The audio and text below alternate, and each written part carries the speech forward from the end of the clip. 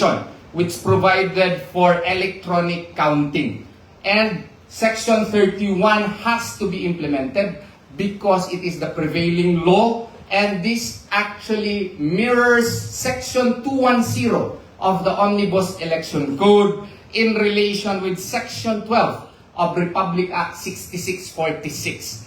The laws are there concerning manual counting of votes, and the same should be implemented. And that is why that we have filed this petition for prohibition and mandamus, because we feel that this is the only mechanism by which we can have clear data insofar as votes garnered per precinct.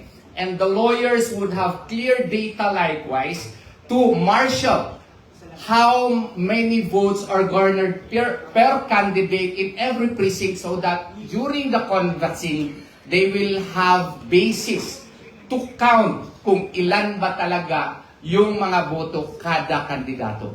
Kung hindi po ito gagawin, medyo may problema talaga. Kaya nga po ang PDP Laban, salamat po talaga sa partido natin, ay tumayo at nag-file po ng ganitong petisyon sa Supreme Court. Maraming salamat po. Thank you very much, Attorney Torion. And to talk about the plights of the OFW regarding online voting, let us have Sir Rafael Hubrad, the PDP Deputy Vice Chair for Migrant Affairs.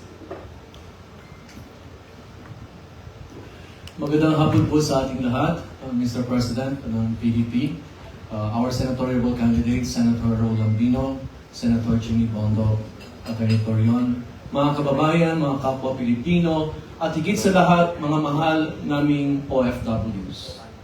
Ako po ngayon ay nagsasalita hindi lamang bilang isang pinuno ng PDP Laban ng Migrant Workers, kundi bilang isang anak ng bansang Pilipino na may utang na loob sa lahat ng mga OFWs sa kanilang mga sakripisyo, dahil ako rin ay minsan naging OFW ng 30 taong.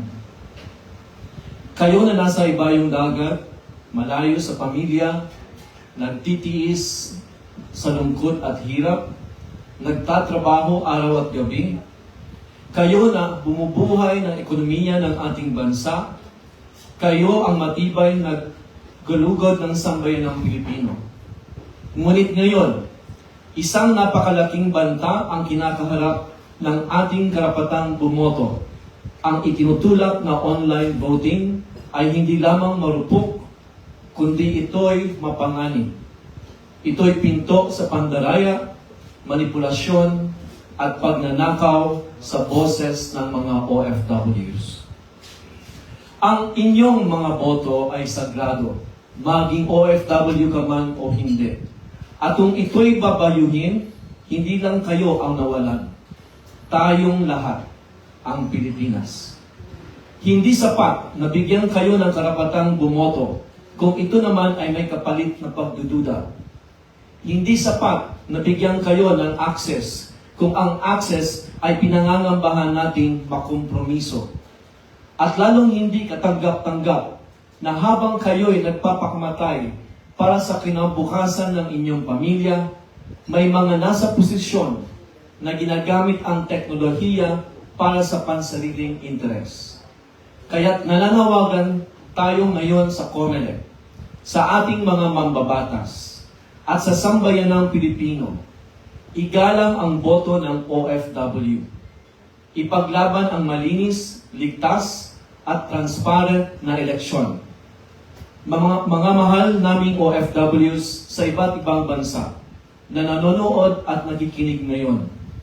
Kami ang bahala rito sa Pilipinas. Pero kayo ang pag-asa namin sa pagbabalik ng dignidad sa demokrasya. Bumoto kayo. Physical vote. Ipanalo natin ang Pilipinas na may malasakit, hustisya at katapatan. Reports are now surfacing that some OFWs attempting to register for online voting are being blocked, with personal data allegedly intercepted and funneled to troll armies and local IT handlers allegedly linked to the office of the House Speaker. This isn't just digital sabotage. It's a direct assault on our right to vote freely and securely. Our hard-working OFWs sacrifice so much for their families and our country. They deserve protection, not manipulation. We demand accountability, we demand transparency, and we demand clean and honest elections wherever we are in the world. Maraming salamat po at mabuhay ang Pilipino at mabuhay kayong mga tunay na bayani ng ating bayan, ang ating mga OFWs. Mabuhay! Mabuhay, Sir Rafa. Thank you very much, Sir Rafael. Ngayon naman po, pakinggan naman po natin ang presidente ng PDP Laban, none other than Senator Robin Hood Padilla. Maraming salamat po. A'udhu billahi minasyaitanir rajim. Bismillahirrahmanirrahim. Alhamdulillah Rabbil alamin. Bismillah wa salatu wa salamu ala Rasulillahi. Assalamualaikum, pagbati po ng kapayapaan sa inyong lahat. Isa pong napakalaking karangalan po sa akin ang makatabi ko po ang mga senatorial balls ng PDP Laban. Sapagkat alam niyo po, kahit po ang ating mahal na chairman ay nakapiit sa dahig, ang kanya pong iniisip ay kayo pa rin. Salamat. Medyo emotional lang ako. Pasensya na kayo. Alam niyo po, kami pong lahat doon ay iniisip namin ang health ng ating dating Pangulo, pero ang iniisip niya kayo. Nandito po ako dahil utos niya. Sa totoo lang, ayoko nang umuwi. Hindi ko na ho matanggap ang mga nangyayari sa bayan, pero ang order, itawid kayo. Kaya po ako nandito. Yung mga issue po natin ngayon, napakabigat. Sapagkat ang issue po ay boto. Yan po ang tinatayuan ng ating chairman, yung boto po ninyo. Kaya mga mahal kong kababayan, ito pong issue na ito ay issue nating lahat. Hindi po ito issue lang namin sa PDP, kundi issue po ito ng sambayan ng Pilipinas. Sapagkat ang pagboto po, yan po ay nasa konstitusyon. Malinaw po ito sa ating konstitusyon. Ang bawat Pilipino sa kanyang tamang edad ay dapat bumuboto, lalaki, babae, anumang kasarian. Kahit nasaan ka mang lugar. Yung pong pagboto ay meron po yung sinusunod na alituntunin. Meron po yung espiritu. Ano po ba yung espiritu na yun? Yung ikaw ay pumupunta sa lugar ng botohan, nararamdaman mo na sumusulat ka, nandoon ka sa voting precinct, ramdam mo na ikaw ay bumuboto, kapangyarihan mo yun, kalayaan mo yun na bumoto kung sino mamumuno sa iyo. Ito pong issue ng online. Sa totoo lang po, ako po'y galing sa ibang bansa. Nanggaling po ako ng The Hague, nanggaling po ako ng Germany, nanggaling po ako ng Poland, nanggaling po ako ng Qatar, at ibang lugar pa na hindi opisyal na na-post. Lahat po. Hindi ko po sinasabing merong pumapayag sapagkat wala po akong nakausap na pumapayag sa online. Lahat po sila ang pakiusap. Gusto po nila yung dating nilang ginagawa, kung ano yung kinaugalian nila. Hindi po ako nandito para makipagkontrahan sa COMELEC, kung ano ang gusto ng COMELEC, o kung ano. Hindi po. Yung puso po ng OFW ang ipinunta ko dito. Ang puso po nila, medyo alanganin po sila sa online. Meron pong nagsasabi, ang gusto nila, mag-boycott na lang. Yun po yung mga pinuntahan ko sa malalayong lugar. Dahil meron pong mga OFW, ang sigaw nila, boycott na lang. Naku po, pinuntahan ko po yan at kinausap ko sa kanila. Kahit po mag-travel ako ng ilang oras, pinuntahan ko po sila. At sinabi ko, huwag kayong mag-boycott dahil napakahalaga na kayo po ay bumoto. Ang sinasabi nila, hindi namin kasi gusto tong online. Eh sinasabi ko po sa kanila, sa ngayon, sana po ay mag-enroll kayo. Kahit ako na po ang sumama sa inyo, mag-enroll po kayo sapagkat kailangan po ninyong bumoto. Pero hanggang sa pag-alis ko po, ang sinasabi nila, ginawa lang namin to para sa chairman namin, kay PRRD. Magpapakumbaba kami, susunod kami sa iyo, Senator Padilla. Mag-i-enroll kami para kay PRRD. Pero ilan lang po itong napuntahan ko. Napakadami pong OFW. Kung ako lang po ay may oras, pupuntahan ko po yan isa-isa para kumbinsihin dyan sa online na yan. Huwag kayong mag-boycott. Pero sana po, sa ating mga namumuno sa bayang ito, lalong-lalo na sa Comelec, intindihin nyo rin po sana yung damdamin ng ating mga OFW. Yan din po ang hiling namin sa Supreme Court. Yung pong final ng ating mga magigiting na senatorial votes. Ito po ay hindi lamang para sa amin. Hindi lang po ito para sa kapakinabangan namin. Ito po ay para sa lahat. Malinaw po ito na sana, mga mahal kong namumuno sa bayang ito, kung talagang tinuturing natin na bayani ang ating mga OFW, pakinggan po natin sila. Hindi po nararapat na tayo ang magbibigay sa kanila ng mga alituntunin na hindi naman natin muna sila tinanong kung gusto nila. Hindi po porket malayo sila, hindi na po tayo mag-aabala na kausapin ang mga taong ito. Ladies and gentlemen, tandaan po ninyo, ang mga OFW, ang pinagdadala sa atin yan, nasa $35 billion a year. Ang ekonomiya natin tumatakbo dahil sa mga OFW.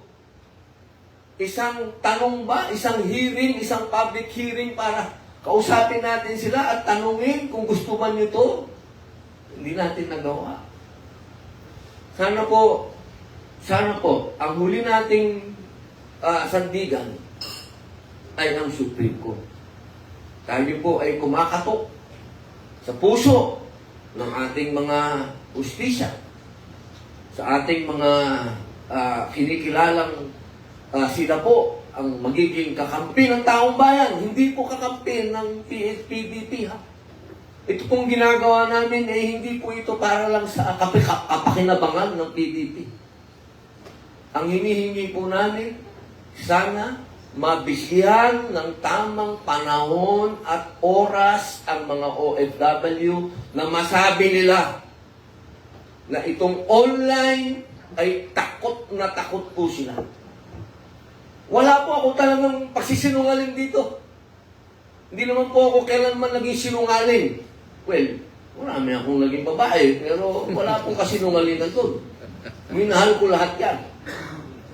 Ito pong sinasabi ko sa inyo, nakausap ko po talaga ang mga OFW at sila po ang nagsasabi na delikado. Delikado at parang wala silang tiwala sa online. Yun lamang po. Maraming salamat. Mabuhay po kami.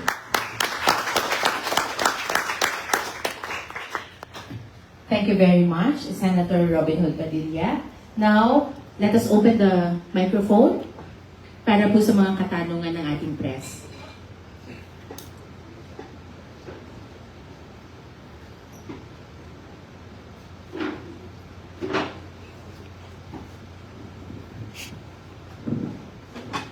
Good afternoon po, gentlemen. MJ Mondihar po for SNA News. Kaya Atty. Torion, sir, if hindi tayo makakuha ng tulong mula sa Supreme Court, ano po ang safeguards na gagawin ng partido para po mapanatag ang loob ng mga bagong bayani ng bayan, mga overseas Filipino workers? Actually, ongoing yung discussion niyan ngayon, no? And ang PDP Laban, may suggestion po ako at mukhang pipikapin po. Maggawa po tayo ng continuing exit poll. Meaning, lahat ng mga OFW na nakakaboto na, no, ang ating policy talaga sana ay i-encourage natin sila kung hindi talaga tayo makakuha ng TRO to still register and participate. Kasi kung hindi tayo mag-participate, mawawala yung boto natin. Ang dami pa naman nun. And meron kaming parang statistics na mataas, more than 80% po yung atin doon. So, inihimok namin sila to participate, register po tayo, and then one way by which we can have a clear data as to the votes that are garnered by our senatorial candidates is mag-continuing exit polls tayo. Request kami ng volunteers per area. For example, in Hong Kong, Singapore, no? Maggawa sila ng parang command center na online. Tapos lahat ng nakakaboto, no? I-report nila doon, state nila yung pangalan nila, tapos sino yung binutuhan nila, para may data talaga, clear data kung sino yung binutuhan nila, para malalaman natin, ano yan, published yan. Meron tayong ongoing na counting. Oo. Para kung may plano man na i-hack or whatever, alam nila more or less yung data natin in a particular area. So, yun lang ang naisipan namin. Kung meron pa kayong ibang ideas as to how we can monitor the votes that are garnered by our senatorial candidates per area, no? So, yun po ang isang naisipan natin, yung continuing poll exit, no? Kasi 1 month yung voting eh. So, kung magre-report sila kaagad sa isang online command center, sino ang binutuhan nila, anong pangalan nila, kailan sila nagboto, yung registration number nila, may data talaga tayo. So, we can have clear data per area. Singapore, Hong Kong, doon sa Canada, doon sa Dubai. Alam natin kung more or less yung data na nagagarner ni Attorney Raul Lambino, ni Attorney Jimmy Bondoc, ni Pastor Apollo Sikibuloy. So alam natin.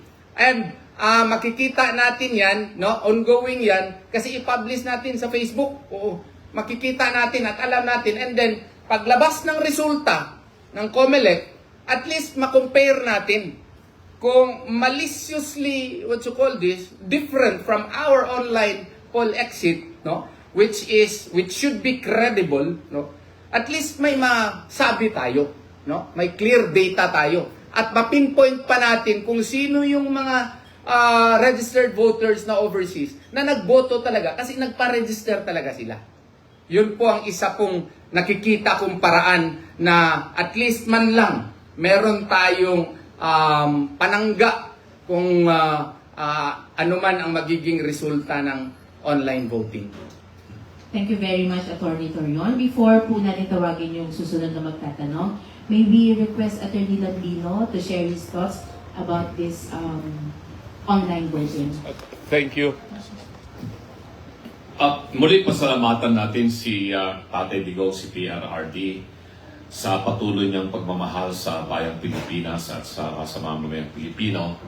At lagi pa rin tulad ng sinabi ni Senator Robin Padilla na sabi nga niya, kailangan mo nang umuwi sa Pilipinas at mangampanya ka para sa ating senatorial candidates. At lubos po kami talagang natutuwa at malaking bagay po yun na nasa atin na si Senator Robin para pangunahan yung pangangampanya para sa PDP Laban. Ngayon na si Tatay Digong ay nandoon sa Dahig. At ganyan din, natutuwa tayo na nakabalik na rin si Vice President Sara at inuulit niya yung endorsement ng 10 senatorial candidates na dadalhin ng PDP Laban. Kasama na kami dyan ni Pastor Apollo Kibuloy, ni Attorney Jimmy Bondoc at yung mga iba pang kasama namin, nababanggitin namin mamaya. Tama lahat yung sinabi ni Senator Robin na yung ating mga kababayan ay labis-labis ang pangamba dito sa online voting. Sinubukan na po ng marami na magpa-register sila. At hindi sila nagiging successful, karamihan. Yun ang kanilang reklamo.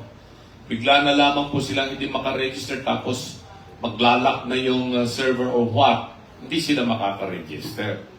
At alam po ninyo, sa election law, may tinatawag dyan na petition for inclusion or exclusion of voters. Na kung ayaw mong pabutuhin yung isang tao dahil disqualified siya, magpa-file ka ng petition for exclusion at dumadaan yan sa korte. Pero dito, sa sitwasyon na online voting na gustong ipatupad ng COMELEC, systematic yung exclusion ng voter dito. Kung hindi sila makaregister, madidisenfranchise yung mga registered voter ng OFW dahil hindi sila makaregister dito sa online voting. Iyan ay taliwas doon sa sinasabi ng ating saligang batas na yung right of suffrage, yun kasi ang backbone ng demokrasya. Pag hindi makaboto yung tao, ano pang saysay na nagbabayad siya ng buwis? Kaya tayo nagbabayad ng buwis, obligasyon natin yan. Ang kapalit po niyan, meron tayong kalayaan na pumili ng mga tao na sila ang manunungkulan sa pamahalan para tayo bigyan ng tamang serbisyo. Yung tinatawag ng the right of representation. Kung hindi sila makaboto, lalong-lalo na binanggit na ni Senator Robin na may 35 billion yung remittances ng ating overseas Filipino workers every year. Na yun ang buong buhay ng ekonomiya ng Pilipinas. Kung wala yan, talagang bagsak na yung ating bansa. Paano yan? Instead na tunay silang magiging bayani, hindi pala natin sila inaasikaso. Kaya yung panawagan, binanggit na ni Atty. Torrio nito, ano pa man ang magiging kahinatnan nitong petisyon na inihain natin sa Korte Suprema, hindi man tayo makakuha ng TRO kung hindi tayo na papayagan ito at matutuloy yung online voting, uulitin ko yung panawagan. Huwag po boto. Kailangan po ninyong sikapin na magpa-register sa online voting at bumoto po kayo. Marami pong dumarating talaga na gano'n na mga reklamo sa akin at gano'n din sa lahat ng mga kandidato for Senator. At si Senator Robin, sinabi na kanya na boycott na lang kasi hirap-hirap magpa-register sa online voting. Sana po, yung panawagan ng ating mga overseas Filipino workers, hindi na po panawagan ng PDP ito. Panawagan na po ito ng ating overseas Filipino workers. Na ang COMELEC ay bigyan sila ng pagkakataon. Meron pa namang panahon Isang linggo pa palilipasin natin bago i-implement todo itong online voting.